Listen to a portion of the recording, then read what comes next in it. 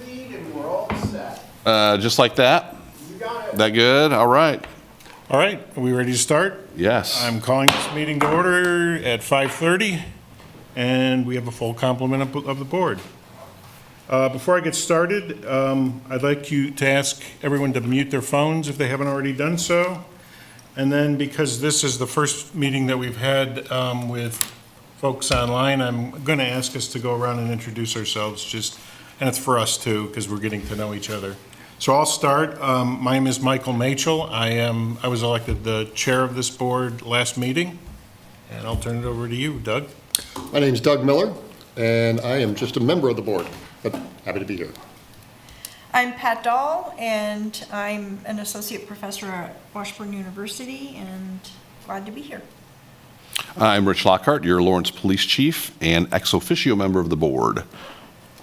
I'm Kristen Fisher, and a member of the board. I'm Adam Kellogg. I'm the vice chair of the board. I was elected last meeting. I'm also a student at KU. I'm Dr. Caleb Stevens. I'm a therapist here in town and a member of the board. Brenda Clary, eccentric resume, but currently a defense attorney in Douglas County and board member. Okay, thank you, everyone, and thanks, everyone, for coming today. Our first order of business is to approve the minutes. Hopefully, everyone's had a chance to look at the draft of the minutes, and I will entertain motions at this point. I would suggest one correction. I don't think Adam showed up clearly as the vice chair. Agreed. It shows that the motion was made, but not that it was approved. Okay. I noticed that too. I wasn't sure if I was reading it correctly. So So correct. we have a motion to approve with that one change I would, by Brenda. so moved. Right, do I have a second? I'll second it. Okay, Doug seconds. Any further discussion? Hearing none, all in favor of the motion, say aye. Aye. Any nays? Hearing none, motion carries. All right, next order of business is public comment. The public may speak on issues and items germane to the role of the Community Police Review Board. Members of the public will be limited to 3 minutes for comments. Since we don't have anyone in the room at this time, we'll go to the Zoom call. I don't see anybody with their hand up on Zoom either, Mr. Okay. Chair. So no public comment, all right? And we will move on to the monthly complaint report. All right. Thank you, Mr. Chairman. This is the first time you all are seeing this, and I don't know if you all have had a chance to look at it. So it's rather voluminous because it is for the whole year. What we are starting with, a couple of new things. We used to give this to the old board, but Would you hit the share button, please? oh, yes, sorry about that, Kurt. We went over that earlier, didn't we? Thank you. There we go. Now the people online can see it. So for this first complaint, you have the PC, it's a police complaint number, and 24 is the year, and this is the fourth one of the year. The disposition of this one was unfounded. The complaint related to laws, rules, and orders, and it's a level 1 complaint. And that references the policy number here, 1001.6.1. The complainant is a white female, so we started gathering demographic data as well. When we'll present at a future meeting an overall summary of the demographic data as well, so you'll have that.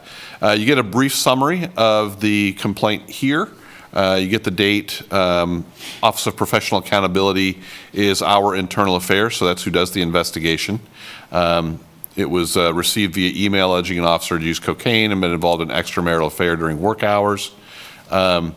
The complainant didn't provide any evidence to the claim, and the complainant's information could not be corroborated. We did do some looking into it just to make sure that there wasn't anything like this, and so there was nothing for us to investigate further because she didn't provide any more details.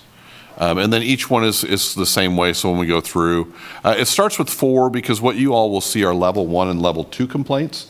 So there may be complaints that aren't level 1 or level 2 that have a complaint number. They just don't come to the board. So previously, the board would get all of these complaints, but the only ones that you could hear for an appeal were bias-based or racial profiling. Now, you could hear, if somebody were dissatisfied with the outcome, an appeal for any one of these complaints you see on the complaint report.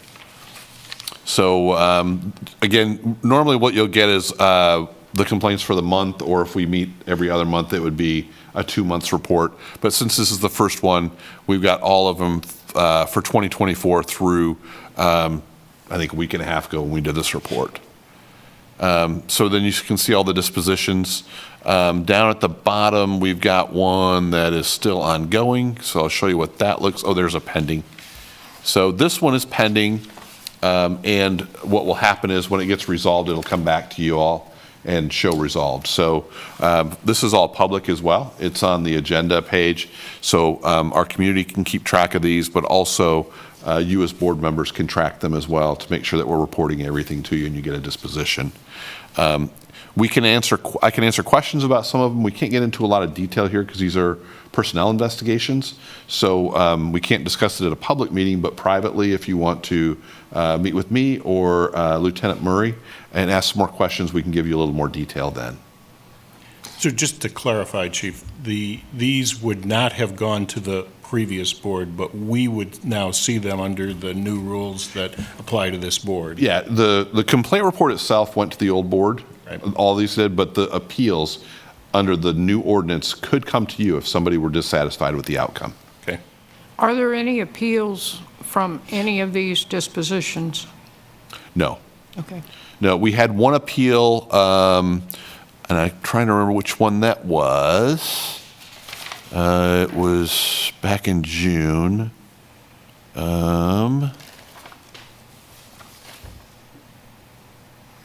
Let's see.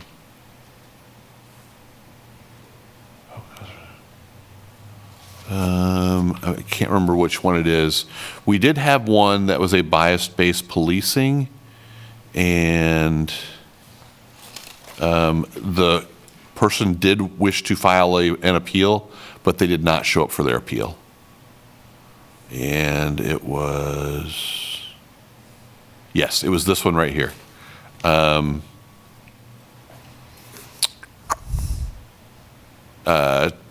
PC 24-017.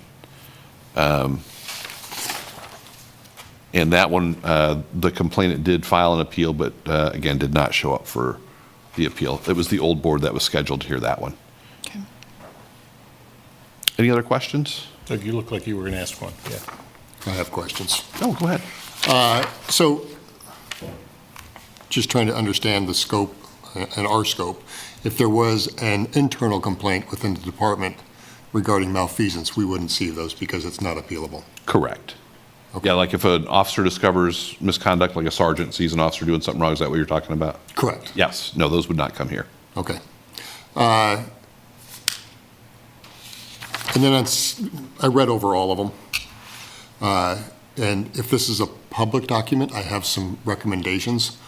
Like in one of them, there's abbreviations used like KVC. Okay. I don't know what KVC is. I'm assuming it's the Juvenile or the Youth Association. Mm-hmm. That's number 16. And then at times there's, it sounds like it's all very justified when you read it. Okay. But there's a little bit of, I want to say police lingo used. Like there's one where they said that the officer was battered and then used force to take that person to place. From my experience, battery can be everything from a poke in the chest to a punch in the face. Mm-hmm. So I think when the public would look at something like this, they're going to make a lot of assumptions about what that use of force is. Okay. And I think it would be very useful to give a little more description of why the officer reacted that way. Okay. And then in incident number 20, there was a 17-year-old male that was rapped. I know what a rap is. I don't know if anybody else here knows what a rap is. Oh, I know what it is. I know what it looks like. So I've used the rap. I like the rap. Out of people, just the general community is reading this, they're not going to know what a rap is. Okay. And as I read it, So the 17-year-old male, they used excessive force applying handcuffs in the wrap, but they didn't really go into, I mean, I know you can't go into a lot of detail of, but why was this person put into a wrap? You know, once we explained, well, we wrapped him, which is pretty unpleasant, but it seems like they were combative or spitting or whatever they were doing that, you know, we have to put this person in a wrap. I think that would be helpful for the community to understand why we're doing what we're doing. Okay. Yeah, and some of this it's not designed to be a justification, more just a summary. So. Agree. Yeah. Agree. And Yeah, I but we can wouldn't look at expect any kind of a detail, but for some of our louder community members that are going to try to find fault with everything, if we can even just give a snapshot of why we did that, I think it might resolve problems before it becomes a We can do that. Or at least alleviate the concern rather than. Exactly. quiet Oh, that's it. why they put the Yeah. person in a wrap. And Chief, I would agree. I mean, the average person doesn't know what the wrap is about. You got it. And maybe some parenthetical explanation of Yeah. what it is Yeah. would be helpful, Okay. you know, for the public. Yeah. And then 15, this says the person was restrained and transported to the hospital. But restrained can go everything from a wrist lock to a wrap. And it doesn't say what that was. So if you, that makes it a little difficult to understand why they're complaining if they were escorted in a rear wrist lock versus they were put into a wrap or placed into restraints or whatever type of technique they were used. So that would be my suggestion overall, as I went through it, kind of trying to read of it from somebody in the audience. Good reading feedback. it To go, Yeah. oh, that's why. Gotcha. Yes. So I have a question going off of that. Who does write these summaries? Lieutenant Murray, who Okay. is in the off, and this was his first one. Oh, yeah, no. He just started that worries. assignment Yeah. recently, Okay. so. Okay. That's good advice. Feedback for him, right? Yeah, it's good. Good feedback. Yeah, Yeah, it's good we can shape how these get put out right. over time. I appreciate the brevity, but, Yeah. you know, not everybody is familiar with the Exactly. territory. Yeah, that's good feedback. Anything else? Oh, and the last one, they talk about body-worn cameras often, and they say it wasn't observed on the camera. It Is was, that because it wasn't in the camera's view, or when they reviewed the evidence, they didn't see what the person was accusing them of? which one are you looking at? I was Doug? looking at number 14.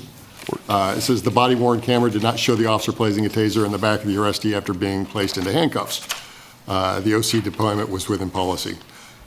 So Yeah, in my that was mind, is it- a field of view thing. A field You of couldn't- view. Yeah, you're looking at it, you can't see Understand. that take place. So a little clarity on it. The field of view of the camera did not reveal that Okay. versus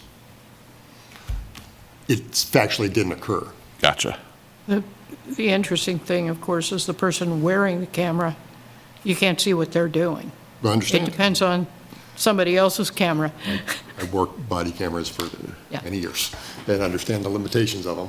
Right. Yeah, these are pretty good, but, and they've got a pretty wide angle of view, but you still can't see everything. Especially when you're, Yeah, if you're in there, yeah. Get the multiple views, make it much better. Any other questions or comments? that's it for me. Anything further for Chief Lockhart? Okay, thank you. Good discussion. You are welcome. Yes, it was. Thank All you. right, second agenda item under C, discussion on public education and the role of the CPRB.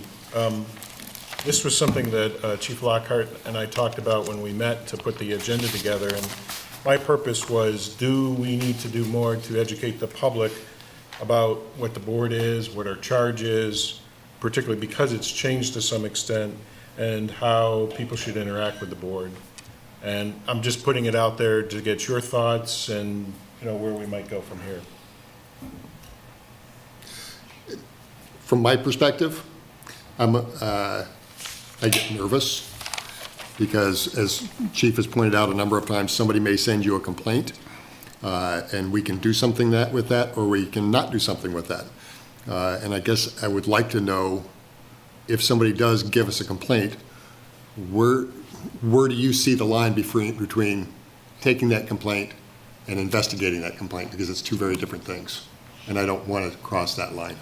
Yeah, and I think when you look at the ordinance, what y'all are supposed to do is receive the complaint and then forward it to us. And so, as far as you could ask some clarifying questions if you needed to, contact information if it's not there, things like that. But if you go beyond, asking them more specific questions about what happened, that would probably be overstepping. And part of that is because you may be hearing the appeal. So you don't want to do too much digging into it and get involved in it in a way that might compromise the appeal process. Okay. In my experience, a lot of times when I ask for sufficient detail for it to be investigated, we get radio silence. But, that's what I've tried to do, is get it, additional information and then forward it, because I'm not the investigator. Right. Forward it to somebody who can investigate. Should we have perhaps maybe some cards made that if someone does approach us, we can say, hey, here are the places you can go to file your complaint? And that kind of takes us, that makes it easier to take us out of the whole discussion. Yeah. But also, I think the intent of my bringing this up was, do people really know about us? Do they know what we do? And do we need to do more to put that out there, or is what we're doing good enough? I would say probably the general public doesn't know a lot. And so I know the previous board would be out at community events and things like that. But you all come from very different parts of the community, and certainly, inviting the board to some of those events can be an informative thing. Just remember, if you all go somewhere and there's more than 3 of you there, we have to do a notice because it's a meeting. Is it 3 or more, or? It's 4. Okay. 4 of you are there, and then you can't talk about CPRB business. You could talk about the role of CPRB, but not business.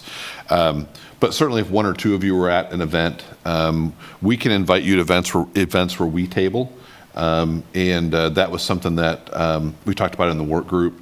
The work group who formulated our new setup with CPRB wanted to make sure that you all didn't appear to be a part of the police department. They wanted to maintain that sort of separate identity. So, we can invite you to tabling events, but, the police department is part of the chamber. So you all could go to chamber events and talk about your role as a CPRB member. And if you like, we can work on getting you some name tags that you could wear to those, like it's the magnetic name tag that says, Michael Mashal, I think that would be CPRB great. member. Yeah. Those kinds of things. Adam, you're at KU, so if there's a student event, it might be an opportunity for the CPRB members to be there to just meet students and say, hey, here's who we are. Brenda, you're at the court. I don't know if there's an opportunity there, but, so in Patricia, we could talk to your students, or we could talk to your students. They just wouldn't understand, Kristen, but yeah. So, just think about those kinds of things. I think those are opportunities for you all. And we can, if you watch our social, you'll see some of the events where we're going to be, and we can try and remember to get you all at those events. We do a lot of community outreach, trunk or treats, things like that, and a lot of events locally. But it's your networks and your networking, and trying to get out there with folks to let them know what you are and what you're doing, who you are and what you're doing. Let's take this discussion as a starting point. We can certainly put it on the agenda again and talk more about it, but I think we've got some ideas to start with in order to kind of talk more about what we do. Anybody else want to add to that? Any further comments, concerns? Yeah. Just one other question. You mentioned the previous board. What did the previous board do as far as that? Not really much. Okay. There wasn't a lot. I don't think we did. Did we do anything, Brenda, with your board? I was on it for such a short time. I know there was a committee for community outreach, Yeah. Okay. a subcommittee. Yeah. And when I got here 3 years ago, there was a lot of talk about things, trying to get things done, but there wasn't a lot of things going on. Okay. Oh. It's just wasn't much. I don't see us at the point of doing a subcommittee for that at this point in time. But I'd like to keep it open that we continue to discuss this as a possibility. Yeah.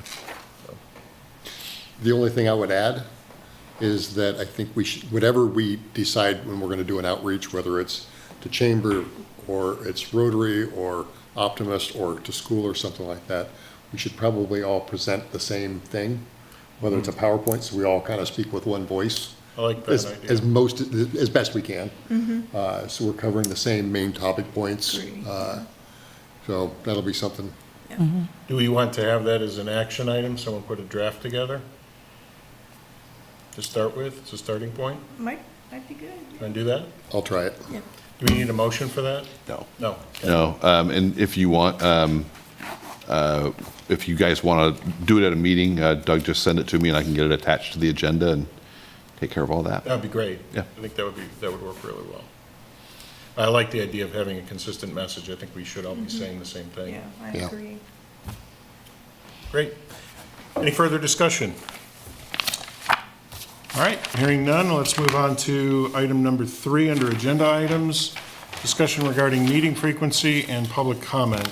Let's start with the meeting frequency. When the chief and I met to talk about the agenda, one of the things that I thought was that it would be best for us and the public if there was a standard meeting time, easy to remember, these are the days we meet. So I was going to throw out, just as an example, like the third Wednesday of the month, same time, 5:30. And if that works for everybody, great. If it doesn't, let's have a discussion on what works. I personally think we should meet monthly for the time being until we get a better handle on, what the load is going to be on the complaints and that kind of thing. And then we can adjust it as we need. We could cancel a meeting if we need to. Kurt, do you have the calendar for the room available? Sure, let me look. So while he's looking for that, as I mentioned, third Wednesday works most months for me, but it may not be good for others. So, let's see if we can figure that out. Works for me. Also works for me. Okay? Let me look a couple months down the road. I have a couple months that are a little dicey, but we can work around those. So it's third Wednesday. Third Wednesday of the month. Yes, sir. That's a really, really good date to pick because it seems pretty dang open. All Oh, it right. can't be this easy. Oh, wait, you have to find the Cultural Arts Commission, but they're already agreeing to go after you. So this could be perfect. Okay? So what time do they go, Kurt? They go at 7:30 PM. Okay. That's great. That's 5:30 to 7 should work Okay. for us. Okay. Any objections to that time? I don't. What's the time on that again? 5:30 to 7 o'clock, Okay, third Wednesday of the month. okay. I should be good with that. Okay? Anybody have an objection, please speak up if you do. All right, I think we're good to go. Do Okay, we need a got motion it. on that, or are we good? No, I don't think I so. don't think so either. Yeah.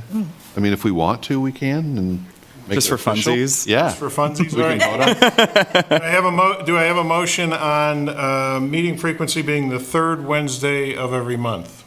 I motion. Okay, we have Adam with the motion. Do I have a second? Second. Okay, second is Patricia. Any further discussion? All in favor, say aye. Aye. Aye. Any nays? Hearing none, motion carries. Got it. All right, the second part of this is public comment. And as I mentioned, when Chief Lockhart and I met to talk about the agenda, I felt pretty strongly, and I think the chief was in agreement, that I liked having the public comment at the beginning because then people could come to the meeting and they didn't feel like they had to hang around for the entire meeting and wait to do public comment. So unless someone has strong feelings otherwise, love to hear them. My proposal, and I'll make this a motion, is to have the public comment where we had it today, right after the approval of minutes. I think that's good. That's nice. All right, we got a second over here from Caleb? Can we have a comment real quick? Sure. What if questions come up because of the meeting afterwards? And there's public comment over something that we covered? Would there be an opportunity for That's a great One after question. one. What do you guys think? I don't know. Don't people get to comment? Do people get to comment on the things that we talk about, like the complaints afterwards? Do we open it up to if anybody has anything to Well, we say? haven't heard any complaints yet, so we're kind of in uncharted territory, aren't we? So do we want to make and complete the motion on having the open comment period where we have it, and then a specific comment period on particular motions? on particular Right. items? Is that what you're saying, Caleb? Just sorry, have it? yeah. Yeah, Just so complaints. you've got two options, actually you have three options. One, you don't have to have public comment at all. Or you can have a general public comment period, or you can have a general comment period and comment on agenda items, like action items. That's up to the board, however you guys want to decide that. So, if you had, like you've got the next meeting date and future agenda items, those aren't action items, so you wouldn't have public comment on those. The complaint report is not really an action item because you're just receiving it, but you could have public comment on that if you wanted to. And then, like this item that we're talking about right now would be an action item, so you would offer public comment on So that if you wanted let's do to. this. We have a motion on the table about the open comment period. Let's complete the vote on that motion. That's for open general comments, having that right after the approval of the meeting minutes. Everybody in agreement with that? Yeah. Okay, let's vote on that. If everybody is in favor of the motion, say aye. Aye. Any nays?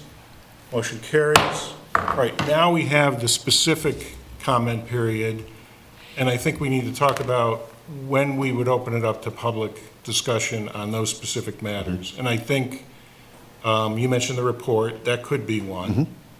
Do we need to get that specific, or do we want to leave it on an ad hoc basis according to what the board wants to do? I would recommend that you establish, we're going to have public comment after action items or not. Just that way you're keeping it consistent. So when we set the agenda up, perhaps what we have is for an item, like you've got these blue lines, we have agenda item, specific comment afterward. Yes, we could Okay, put, so we could make a specifically are notation. saying, these are the ones that we're going to Yeah. take comment on. Yeah, we could do that. So on the agenda, it would have a little notation that has for public comment. Okay, You could do- can I make that as a motion? That's a motion, do I have a second on that? Does everybody understand? I don't think the chief can move, so can't I move? will move. I didn't, Move, no, all right. I didn't move. That's what I'm No, saying. okay. I move we do it the way, Okay. the way the chief suggests. I second. Okay, so to clarify Oh, what the motion is. My apologies. To clarify what the motion is, then, what we're going to do is for those categories under the blue lines, those A, B, C, D, that will be a separate section that we will accept public comment on those specific items. Okay? So we have Yes. motion from Brenda, second from Adam. I have one question. Please. If it gets crazy with people abusing that, can we change that later? Yeah, or we once- can revisit it. Okay, as long as we can revisit it in case it gets a Yes, little. we can. I have a question. This is published prior to our meetings. Public can look at it. So then the open comment allows for them to pre-speak to the links that they can click and open to, correct? The open, comment. the at open is end. general comments. We could ask, correct me if I'm wrong on this, Chief Lockhart, but we could ask the commenter who wants to comment on a specific agenda item we haven't reached yet, that they will be allowed to do so at that time. Yeah, so the way the city commission does it is they have general public comment for items that are not on the agenda. If an item is on the agenda for public comment, it's reserved for when that item is being discussed. Exactly. So that's, I think, what you all are talking about here. That worked fairly well. I was going to ask. It the does same for the thing. commission, Well, yeah. for the commission, has the general public commented that that's, inaccessible, or there's something, it's a barrier to comment at all? With the commission meetings, or, Yeah, having to wait until the end for a specific comment, has that made it more difficult? there is a lot of controversy around public comment being at the end. But the issue that the commission was trying to resolve was not being able to get through their agenda. So the commission meeting is like a business meeting for the city's business. Right. And there were times when their meeting went past 11 o'clock and they still hadn't gotten all the business done because they had a controversial item for public comment. So it has improved that situation for them. For us, with general public comment at the beginning, that wouldn't pose a big problem for us.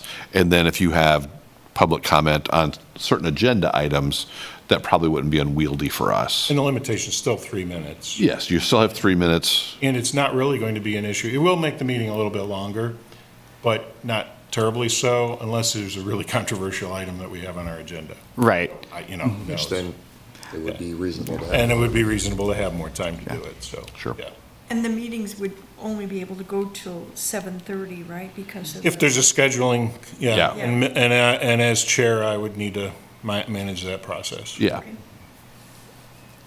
Yeah, I would like to leave it as open for comment as possible, and if people have specific items that they want to talk about, I don't know about pushing it towards the end of the meeting, but I also think that whatever needs to happen to make our board run as effectively as possible also makes sense. So. In the past, the meeting has been hijacked by public comment. And if we are to move through our agenda, we have to have some structure and limitations on that. And Kristen? As the teacher brain in me, why don't we start with open comments like it is currently, see how it goes. If we notice there's a lot of people that are wanting to speak on specific items, then we can come back as a committee, as a board, say, hey, we've noticed lots of people like to talk on this item or this item, and then we can re-enter it as a committee.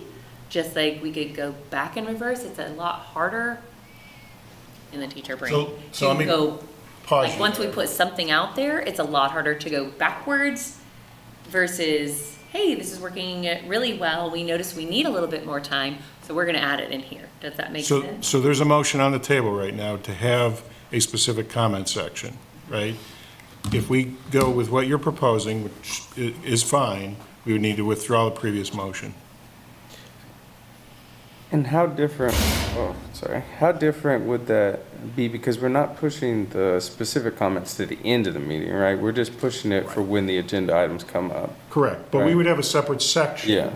That would basically say, we're gonna ask for public comment Yeah. for these specific items. Now, whether we put it right after the public comment section, or we have agenda items that don't require comment, and then we do comment, it's up to us what we wanna do. I think that sounds more accessible than making a rule for people to perhaps not be able to comment if they can't wait. But that's just what I was thinking about when it came to what you were talking about. Yeah. the meeting's going to be no more than 2 hours because we'll have another meeting. Actually, an scheduled. hour and a half. Hour and a half. Hour and a half. Yep. So, you know, if they make their general comments unrelated to agenda items at the beginning, we move to the agenda items, and they have an opportunity to comment as those agenda items come up. You know, we'll move through our agenda expeditiously, and they will have their opportunity. And if they can't wait until the item comes up, if they haven't already addressed it in general comments, which they likely will, it's not going to be that long of a wait. It's not going to be 11 o'clock at night when they have an opportunity to comment. Wait, so I'm confused, are you for it or against the motion that's on the table? I'm for the motion because I think by allowing comments as the specific items come up, that comments that are germane to those items, not general public comment, it's not going to be a long wait. I don't think it's an inconvenience to the public, and it helps us get through our agenda Yeah. in the limited amount of time that we'll have. Well, then I think that the motion makes sense to me at least. Does that make sense to you, Kristen? It makes sense. It's just hard to go back, right? Like if you put something in place and It could takes be. over, It could be, but the board would decide how we want to structure our agenda. And if it becomes unwieldy because of the limited time that we have, then we have to address it. it makes sense. Yeah. I just, backtracking is hard. Yeah, it is, I agree. I get your point. Yep. But, you know, we are basically experimenting with the structure. So we have a motion on the table. Are we ready to call the question? Any further discussion? All in favor of the motion, say aye. Aye. Any nays? Motion carries. So we'll have a separate section for, Okay, so I have everything clear. We're going to keep general public comment where it is, yep, and then we will have the ability for the public to comment on agenda items as we move through the agenda. Yes, and you and I will place that on the agenda. When we have the agenda meeting. Okay, very good. All right. All right. Next item, C4 is board training. I had suggested to Chief Lockhart that we might want to see an overall training schedule developed as an agenda item. I know we've got some further training coming up. I don't think I was specific about this during our conversation, Chief, but you had mentioned before about seminars that are offered to the officers that we're free to attend as well. And I think that should be included on the list Okay. for board members. Any further discussion on that item? And if there isn't any, Chief, I'll let you go through what you just handed out. Okay. So I think we started on the complaint policy last time, but I don't think we finished it. So I want to just kind of finish up there, and I know that, Doug, were you the one who asked for the dispositions? Yeah. Okay. So I'm going to skip down to that here. You all have a copy, but I don't think, do we have anybody? We lost our online person. Kurt, we don't have anybody online, right? No, not unless they're like on YouTube and watching. Do you think I should still share the screen? Please. Okay. So we're going to go to the complaints. Let me share this right there. And we are sharing. Okay, so I think we got through like all the levels of complaints. And did we talk about filing a complaint? Do you guys remember if we got to that part? Yes. We did, okay. Good enough. Investigations, complaint forms, I think we covered all of that. The interviews, it's not really something you guys will be doing. So if we go to page 11, that is where we get into, let me scroll down here.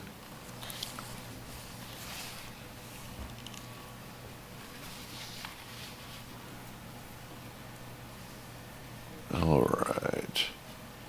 So here's our investigative dispositions. The first one is sustained. And so what sustained means is the greater weight of the evidence establishes that the complaint is valid and that the employee violated department policy and/or law. So that's the first one we'd have. Not sustained means there was insufficient evidence to either prove or disprove the allegation. Exonerated is when an allegation of policy or law violation is made and the outcome of the investigation determines the incident occurred but was lawful and within policy.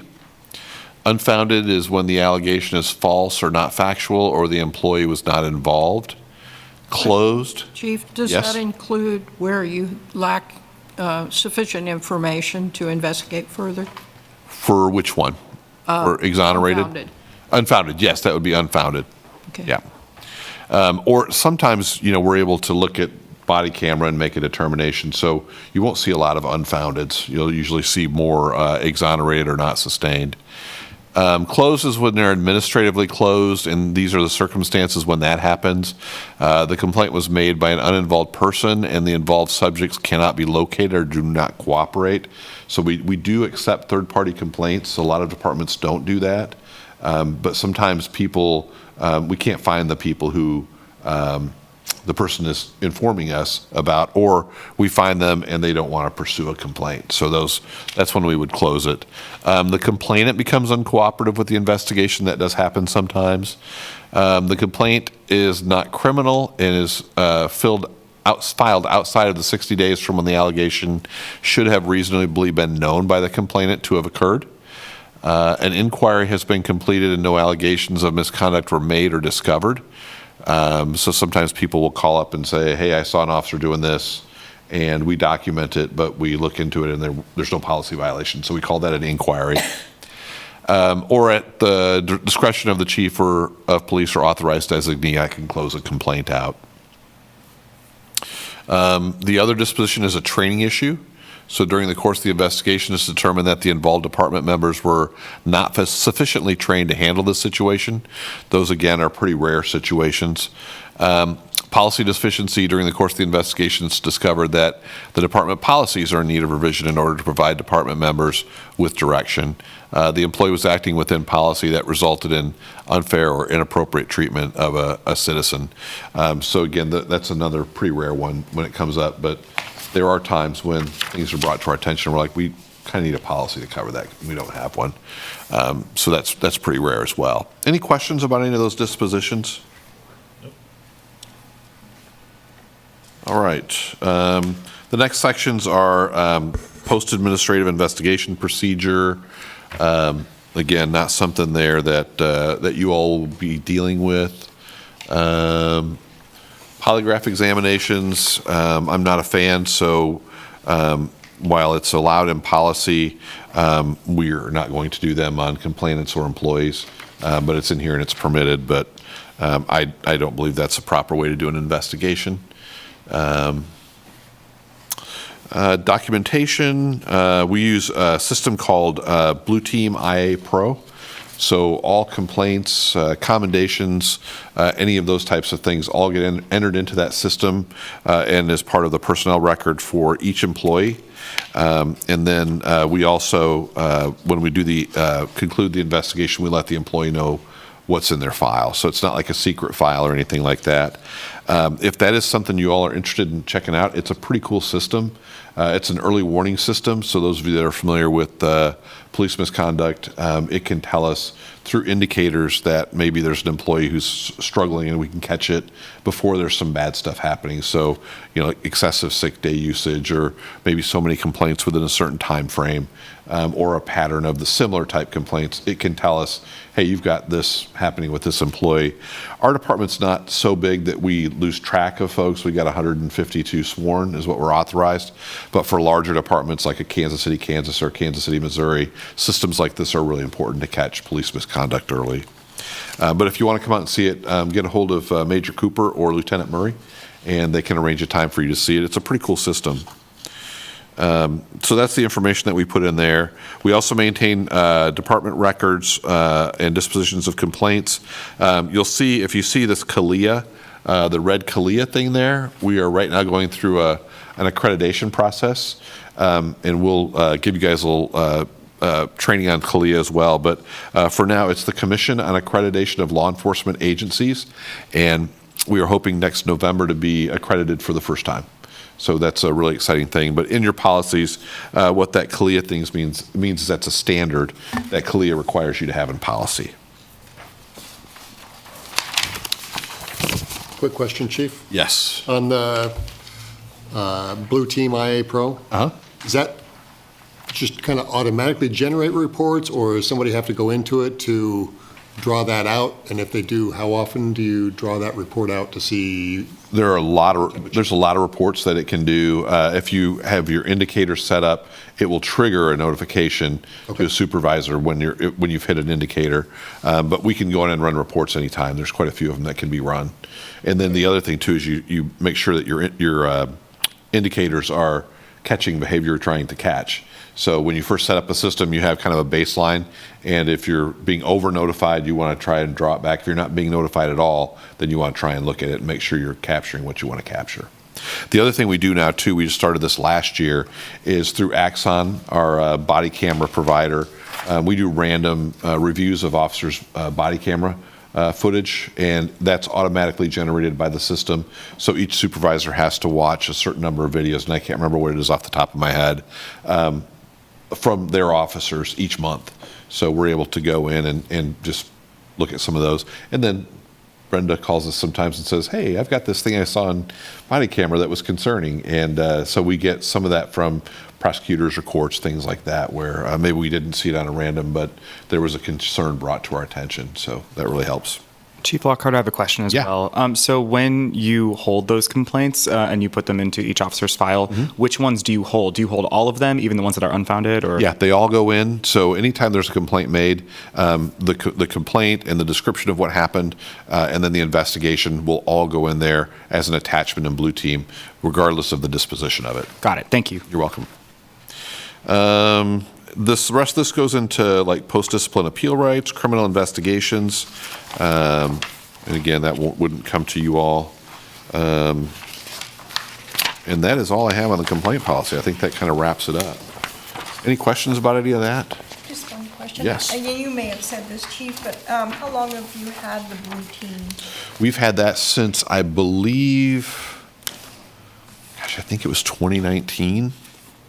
But let me double check. I'll find out for you.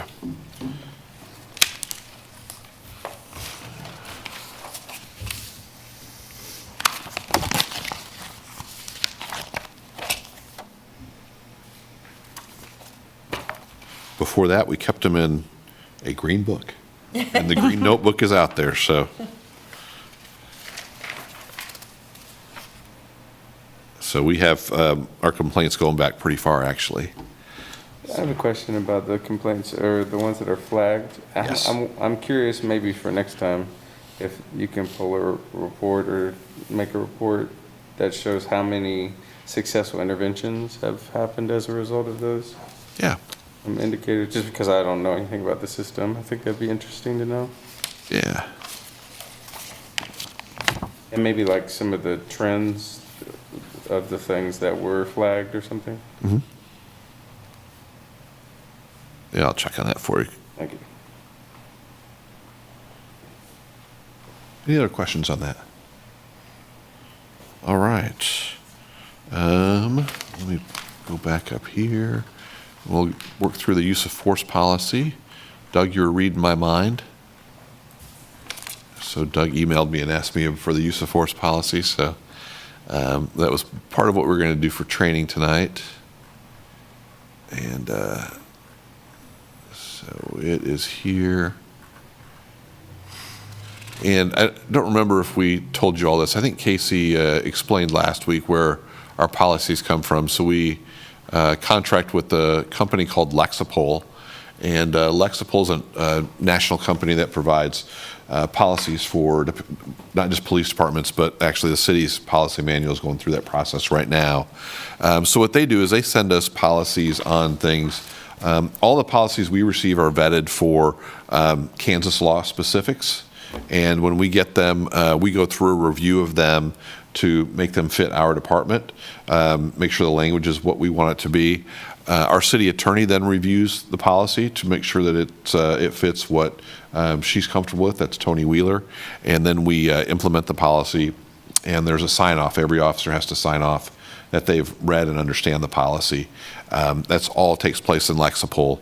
And then each year, we require the officers to go in and sign off on them again. So they sign off acknowledging the policy every year.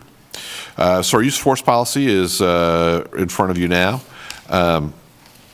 We've got our statement of the value of human life, dignity of persons right at the beginning.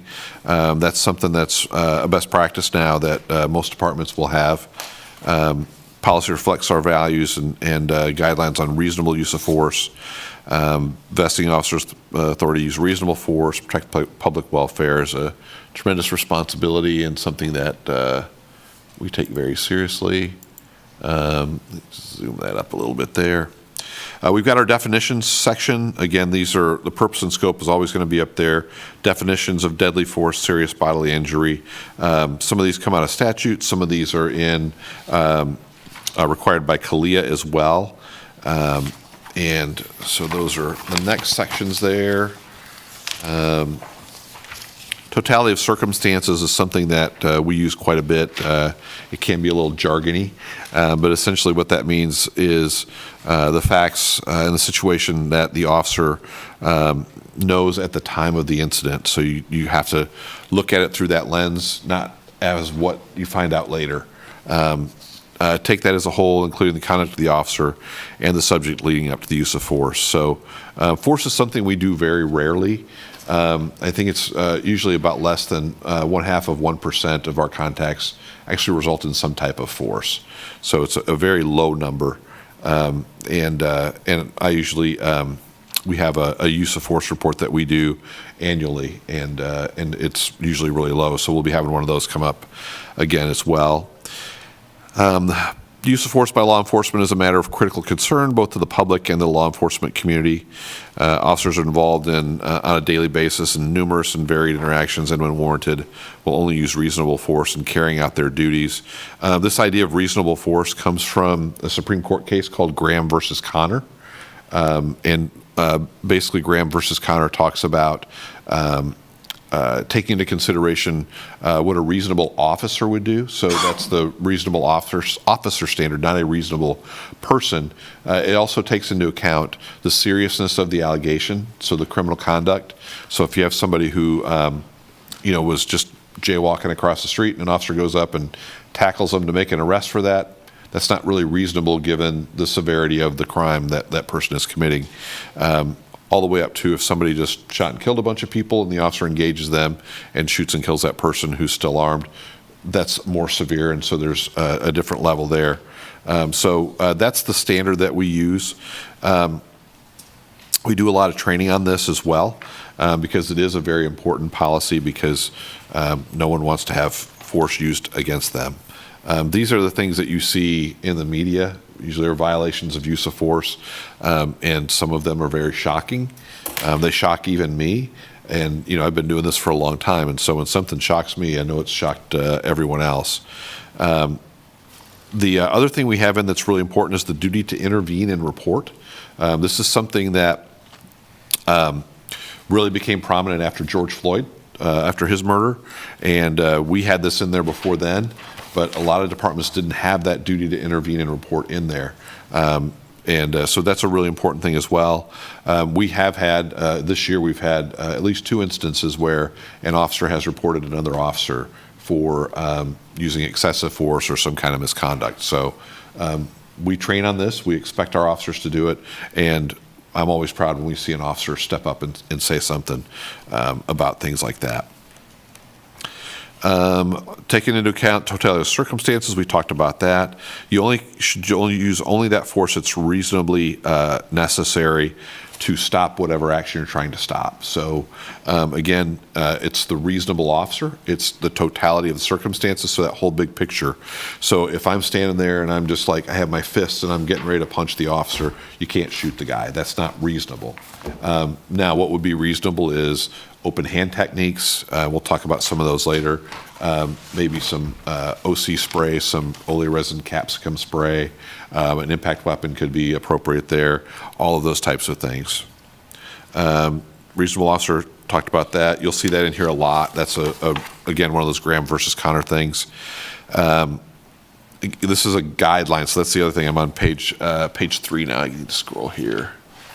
The top of page 3. You can't predict every possible situation an officer might encounter. So what we try and do is give guidelines with this. So, here's kind of the boundaries. Here's the things you need to remember. The next section is a really important one as well. Alternative tactics, de-escalation. That's, again, something that's new in the profession. When I came out in 1990, we didn't de-escalate anything. We probably escalated more than we de-escalated. But the idea was, you shock and awe kind of thing. So, if you sent 2 officers on a call, if things went bad, then you pushed your button. Well, you didn't push your button. We didn't have buttons. You said assist the officer, and 10 more police would show up, and it was just shock and awe. And if 10 were enough, we'd have 15. If 15 were enough, we had 20. Now, in policing, we're a lot smarter and wiser, I think.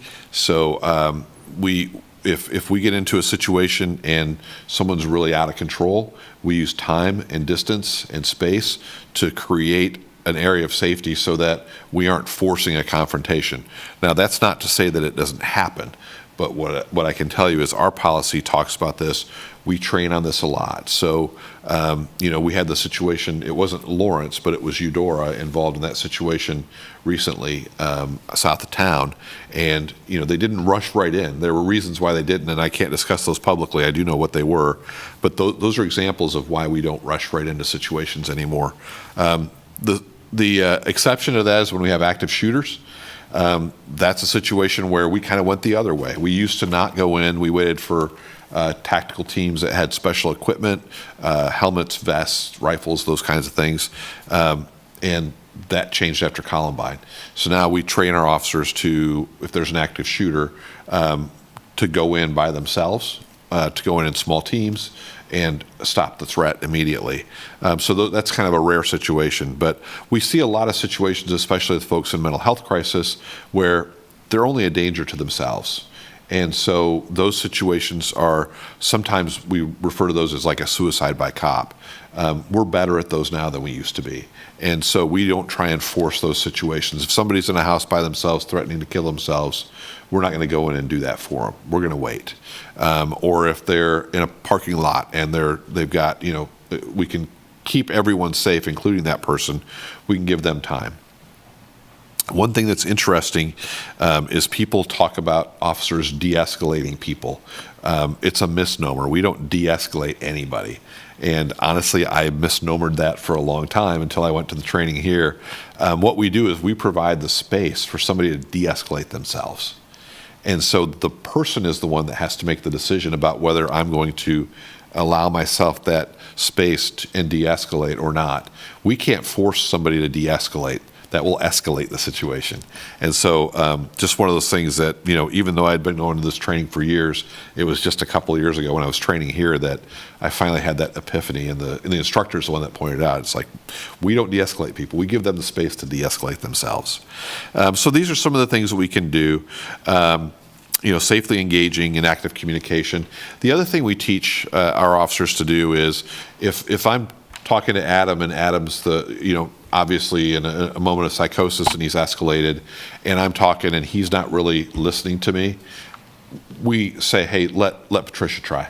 And so let another officer try. So you may be able to build a rapport with him that I can't. Or maybe I was the first one there and, maybe it's the men in his life that have traumatized him. And so, if we can get a female officer there or any number of things that we might be able to do, we teach our officers to think like that. Don't think you have to be the solution. Somebody else might be better equipped to do that. And so we do see officers tap out and do that. De-escalation tactics and strategies are in these other policies as well, so we talk about that. I think it's 80% of our officers have been trained in crisis intervention.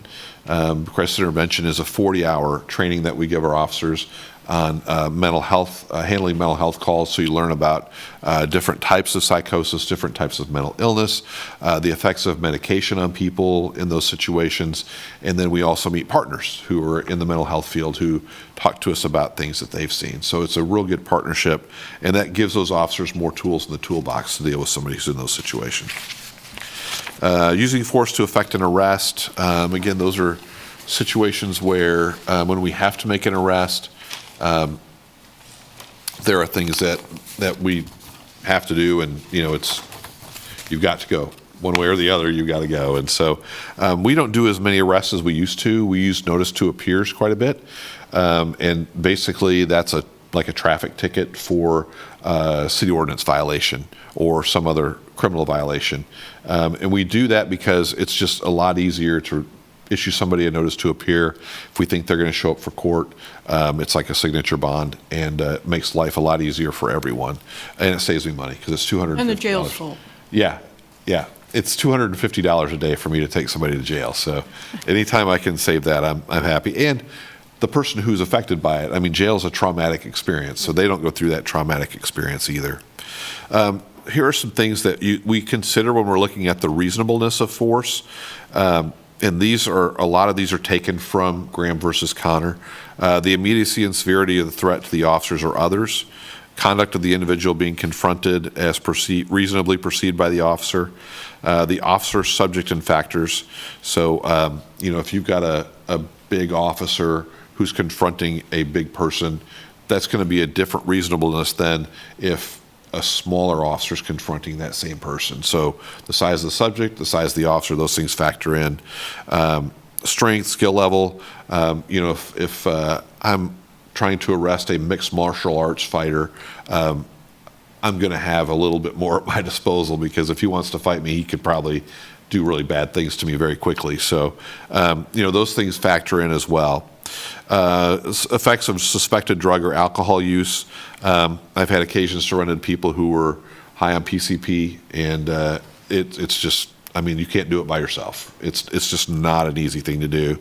The other thing is they take off their clothes and they're sweaty, and so it's like trying to wrestle somebody who's just sliding around everywhere. It's not fun. I've done it a couple of times. Weapons are always a big thing. So if somebody has a firearm or a knife, those are going to be situations that you're going to treat differently than if they don't have anything in their hands. So those factor in as well.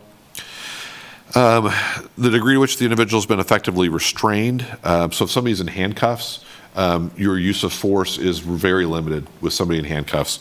And we've seen officers who strike handcuffed prisoners. That's a no-no.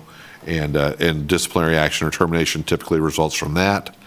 The seriousness of the offense, again, I talked about that earlier with the jaywalking versus, more serious felony. Training experience of the officer, potential for injury to others. So those are all things, I'm not going to read through all of them, that might factor into determining the reasonableness of the use of force. Any questions so far?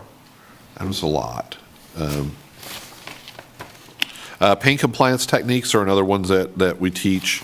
And so those, again, have to be utilized within this use of force guideline. Use of force to seize evidence. You can use force to do those, to lawfully seize evidence or prevent the destruction of evidence, but we do discourage officers from using force to solely prevent a person from swallowing stuff. This happens. I don't know why somebody would do this, but I've seen people do it. They possess drugs, the officer comes up, they swallow the drugs, and not really thinking that that's probably an overdose amount of drugs, and that's probably not a good thing. We don't want to, like, it says, trying to choke somebody or get them to spit it up or anything like that.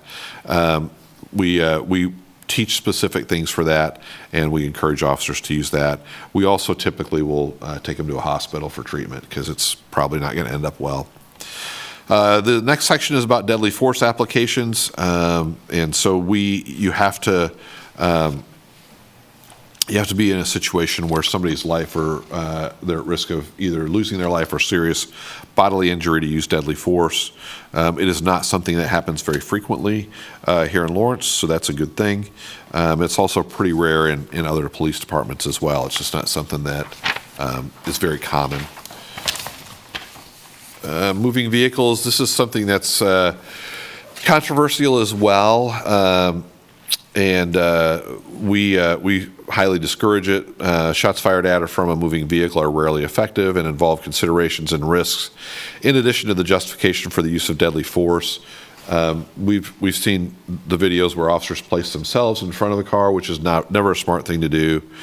So we tell officers, get out of the way of the car instead of shooting a gun at it. The guideline here is you should only discharge a firearm in a moving vehicle or its occupants when you reasonably believe, and there's that word again, pull it up here, reasonably believes there are no other reasonable means available to avert the imminent threat of the vehicle or if deadly force other than the vehicle is directed at the officer or others.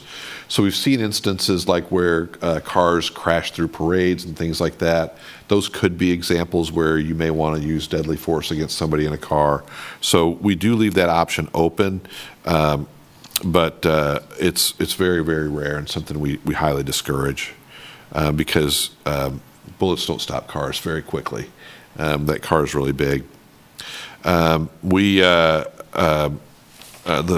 other thing that happened when I started here is our community wanted us to ban chokeholds, so that's what this next section is. Respiratory restraints and strangleholds are banned to control a resistant subject. And so that's something that we have taken out of our policy. Go ahead, Doug. So it says respiratory restraints, but it doesn't say carotid restraint, or carotid restraint still authorized? No, they are not. Okay. No. So you put both of those in the same thing? Yeah. So they are, yeah, they're covered there. So no carotid restraints, no arm bars, nothing like that. They're banned. Okay. Let's see.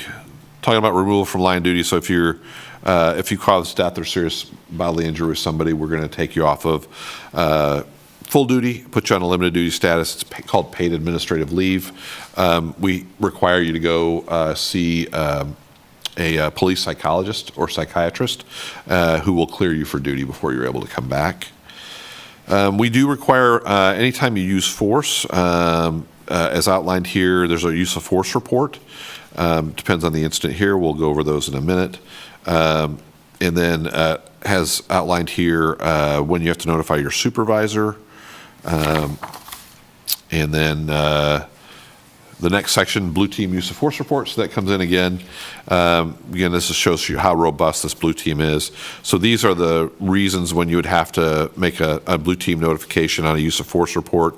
Discharge of a firearm, deadly force other than a firearm, a kinetic energy projectile, so that is, we have like beanbag rounds, rubber bullets, those kinds of things. So if you use one of those, you have to do a report. A taser deployment, so that's a conducted energy device.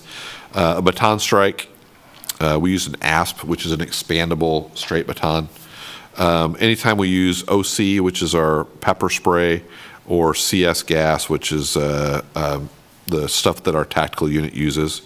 OC spray deployment. So the OC and the CS are the canisters that we fire with tactical operations. The OC spray is the spray that the officers carry. An improvised impact device, so if I'm in a fight and I grab something, microphone, because that's all I have, and I hit somebody with it, that's an improvised impact device. I would have to report that. Any technique or physical force resulting in a visible or apparent substantial injury. So if we go back to the definition section, that would define what a substantial injury is.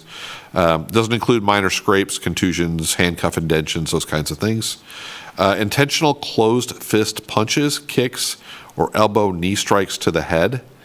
So if we do any of those, go ahead, Doug. So that sounds like if I were an officer and I were to give blows to the rib cage or do a kick to the leg, then that's not reportable?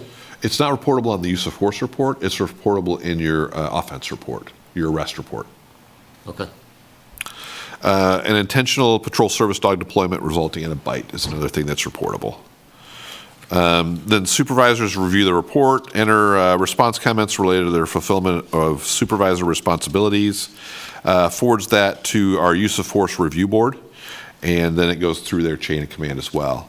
So any of our use of force reports are reviewed by our use of force review board. So we have subject matter experts in the use of force on our department who review those and then make a determination about whether the use of force is appropriate or within policy, or whether or not the officer needs additional training on use of force. So sometimes we have use of force that's within policy, but it was ineffective. So we want to provide those officers with better training on how to be more effective with it in the future. It helps now that we have video on everything. Our video is running anytime somebody has contact with a community member, and so we usually have good video on this stuff, and so officers are able to go back and review that. Questions about any of that so far? Okay. Oh, I need to scroll down again.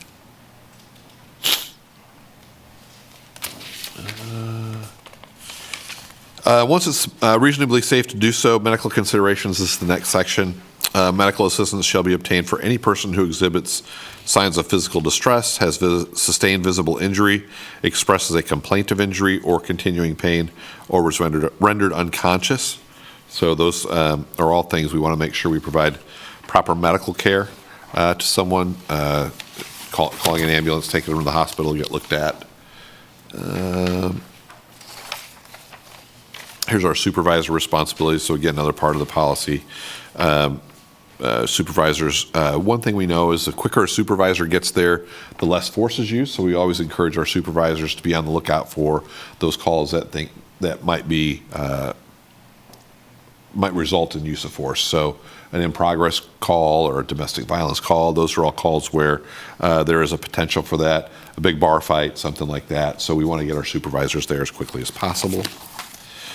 And then training, officers get periodic training on this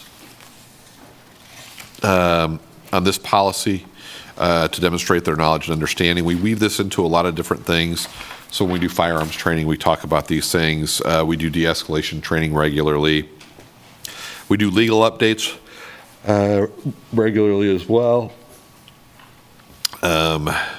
Warning shots, it's an interesting one. It's in the firearms policy, but when I first started, warning shots were like a taboo thing. You didn't do them. And they're actually starting to, some departments are saying, we think warning shots are a good thing, as they're starting to come back. We don't do them here, but we do talk about those. They got to go somewhere. Yeah. That projectile has to go somewhere. Well, most of the policies will have you do your warning shot into the ground. But yeah, I'm not convinced it's a good idea, but it was presented at one of the police chiefs conferences, and I was just surprised to hear it was making a comeback. When I was in Warrensburg, they were allowed, and I was told it was because a certain prominent officer fired a warning shot on a call, and so that he would be within policy, they changed the policy to allow warning shots. I don't know if that's true or if it was an urban legend, but happened before I got there. But we changed the policy when I got there to take out warning shots. So. My father always said it should be the second shot. Yeah, there you go. Yep. So I have a question. Yep. Who does most of the training for the officers? So we have folks who are certified to train in different areas. So we have a group that are, if it's use of force, we have some subject matter experts in use of force. Like for de-escalation, we send our officers out. We do a combination of a couple of different models of de-escalation. ICAT is one that PERF does. It's integrated communication and tactics. And then there's some others. We kind of pulled a little bit from all those different ones, and then they go back for recertifications in those areas so they're certified to train.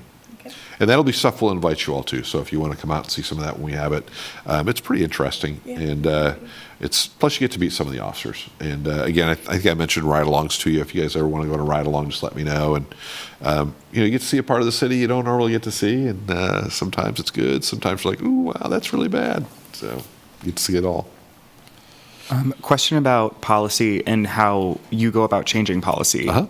So what does that process look like, and how did you go about it for the respiratory chokeholds and stuff? Yeah, so what we did, there was a couple of big things when I came here. That no-knock search warrants was one, and the chokeholds was the other one.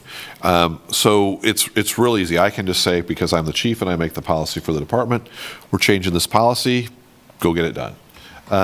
More commonly what happens is we'll get updates each year when the Supreme Court or our 10th Circuit has opinions. We may have to do changes. So that's a time when we look at it. Supreme Court decisions usually by June, all of them are out, and then we'll do updates on those from our city legal department. Statute changes, so if the legislature changes some statutes, do those have a regular date, Brenda, when they go into effect? I know in Missouri it was August 1st. I can't remember if there's... Unless it's otherwise specified, it is July 1st following the legislative Okay. session. And I know they often specify July 1st. Yeah. So we have to look at those, and those could create a policy change. Lexipol also sends us updated policies, and when we look at those, we evaluate them for whether or not we want to change. And then sometimes community input drives changes in policy. So we had, a couple of years ago, Sanctuary Alliance is a local group, and they wanted to have a sanctuary city policy. And so they came to the city commission, and we actually created a policy based on their feedback, or on their messages to the city commission, and that policy is now in ordinance, and we had to change it a little bit this last year. And then the other thing, too, is just we go to trainings sometimes, and things come up at trainings. We are members of a couple of different groups that provide legal guidance to police, and so those things will come up, and we'll evaluate them and do changes in policy based on that. It's a pretty dynamic process, and it's something that we're regularly doing. It's not like a set in stone. We only look at them this time of the year. We're always kind of looking at them. Yeah, so another question, if people like from the public want to encourage a change, would you recommend that they recommend that here or email you or? Yeah, any way that we can get that information. There have been changes from CPRB meetings in the past where people have said, hey, what about this or that? And we've taken that under consideration. And so, yeah, if all of our policies are available online. Right now, they're one big giant PDF. so it's kind of unwieldy. But when we get our accreditation done next year, our module that we have our policies in will be available as a forward-facing policy manual for the public, and it'll come out looking just like this. So these policies that you all have, they're all attached to the agenda. So these are all public records, so people can look at those policies, and if they see something in there, they can email me. My email address is on the website. They can email CPRB at lkpd.org, where it's for this board. But just communicate that to us in any way, and we can get that evaluated. Excellent, thank Yeah, you. you're welcome. Okay, any further questions, discussion? Thank you for that. You're welcome. Next month, I hope to have fair and impartial policing for you all. So that is the course. We have to have at least an hour of training related to fair and impartial policing. The state of Kansas requires that every year. We won't get the whole thing because it's a 2-hour class, but I'll have them give you guys spooled up on that. And hoping to get Dr. Faris Muhammad in here. He will be doing your diversity, equity, and inclusion training. That was one of the other things that's in the ordinance. So again, don't worry, we're outside of the time frame in there, but we're good. We'll be reporting that to the city commission so they're aware. We just, our meeting schedule isn't allowing us to spend 8 hours, which is probably what it would take for all that training, and none of you want to sit here for 8 hours and do that. So we're kind of giving it out to you a little bit at a time. Could we possibly have somebody from the mobile response team come? Yeah, I'll check with them on that. Yeah. Yeah, it's a good one.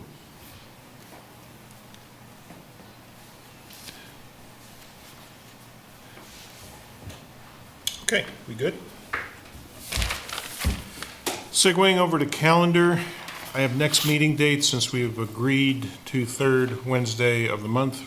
Our next meeting would be January 22nd, 2024. Check me on that. That's the third Wednesday, I believe, and that would be at 5:30 here. Oh, that's. Actually, the Thursday, third would be the 15th. 15th, 15th? Okay, I'm Yep. glad you guys checked me. because the first is on Wednesday. Okay, 15th. Thank you. All right, future agenda items. I've heard, I've tried to write down a number of things that we talked about during today's meeting. We have the standardized presentation came up. We talked about a draft for that. We talked about trends, interventions, and demographics from the statistics report. We talked about fair and impartial policing training, and the mobile response team, someone from that group talking to us. So those are some starters for future agenda items. I think if there are other agenda items that people are interested in, they can either pass those along to Chief Lockhart or to me, or bring them up during this meeting. Yeah, the idea was to give you all a time to have input on the agenda, because then Michael and I will meet the week before to put all that together. It's So, about a week before. yeah. All right, any other thoughts, questions, concerns? Good? I think so. All right. Good. Good discussion, appreciate it, everybody participating. We're adjourned at 6:48.